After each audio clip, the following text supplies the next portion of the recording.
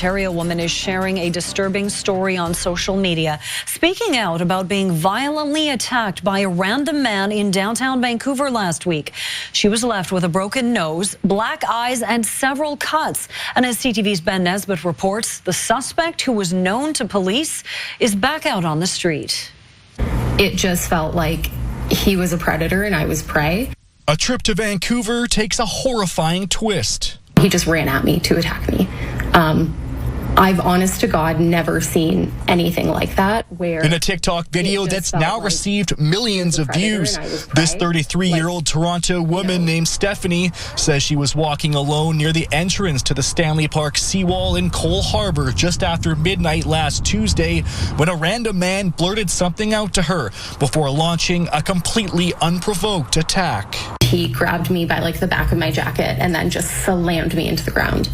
Stephanie says she was able to fight the man off a few times, but he refused to go away. The third time when he grabbed me, that's when he really started wailing, specifically on my head. And that was at the point where there was a second where I blacked out completely, my vision just went blank. And I just thought oh my God, I'm gonna die. Stephanie says she continued to fight back, and by chance, a group of plainclothed police officers were nearby and able to arrest the suspect at the scene. Absolutely unsettling. This is an unprovoked, completely unprovoked attack on a woman who was walking alone at night in Vancouver, and it was committed by a stranger.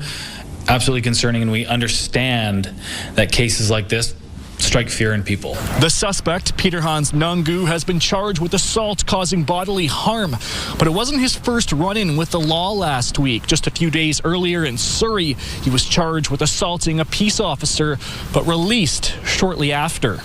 Nungu had been back in custody since the Vancouver arrest, but Wednesday afternoon was granted bail. Following the alleged attack, Stephanie was taken to hospital and has since returned to Ontario. He did actually break my nose, so I was just covered in blood from my nose. Nungu is scheduled to be back in court in late May. Ben Nesbitt, CTV News, Vancouver.